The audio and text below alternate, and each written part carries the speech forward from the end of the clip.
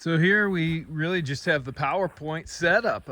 It's just one solar panel. I believe it's a 200 watt or a 180 watt. It's actually kind of old at this point, but it does what I need. I'm not drawing too much power out there at Jeromestown at this point. So we'll take you through exactly what we've got down here and underneath that box. And I figured, very much like a sailboat, this supplies me with free beautiful energy all summer long or whenever I'm here. So we'll go and take a look at it and go through the system, because it's just like a sailboat, and it's a very simple system.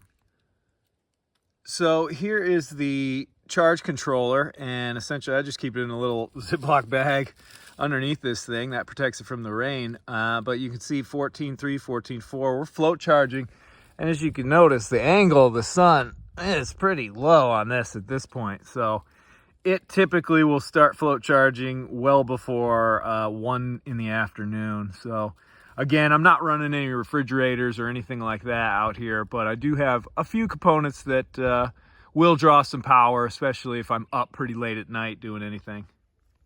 All right, so essentially I keep it very, very simple at this point. All this is just a big plastic tub, but this is just housing our battery and our inverter, and that keeps it high and dry whenever it rains, but it also keeps it sort of out of the sun and everything like that.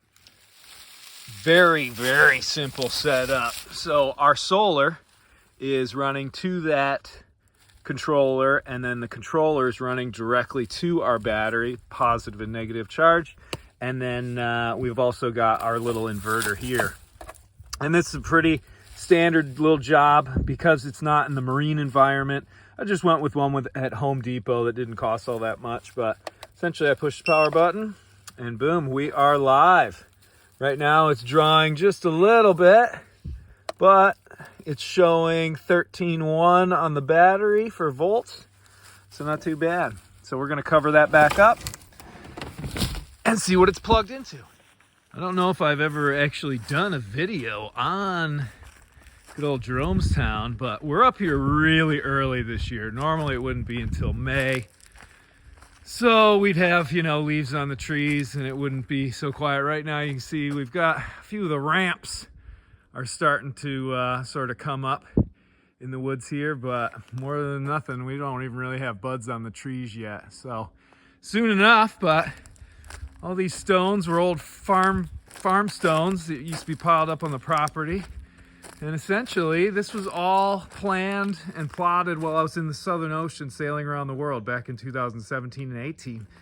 And I mapped out everything, all the platforms and all this stuff, and found these tents. The tents were about $250 each, so not too bad. And this is like their 5th year.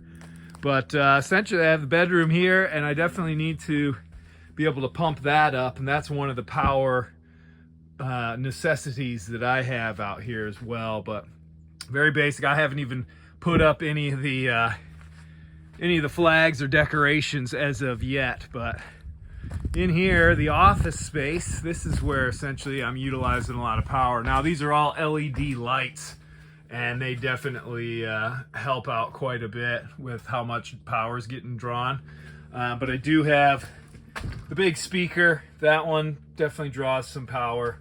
And one summer I did try and use a refrigerator, but it didn't work. But heck of a view from the old office here, huh? Jeez, love it.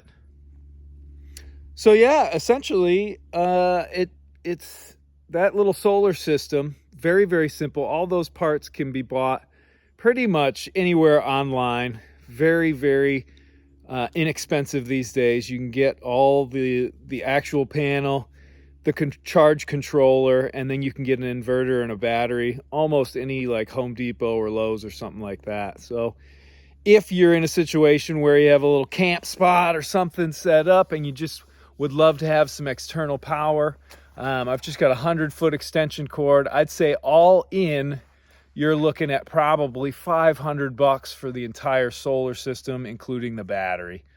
Not bad for a whole summer of free electricity. And when it gets really spooky out here at night and there's lots of crazy noises and stuff, I don't worry about leaving the lights on. Hope you enjoyed my little tour of Jeromestown, and we'll be getting some actual sailing stuff going pretty soon. I will be back on Sparrow in July, and we're prepping and getting ready for the next adventure. So I will bring everybody along on that one. Thanks for watching, and until next time.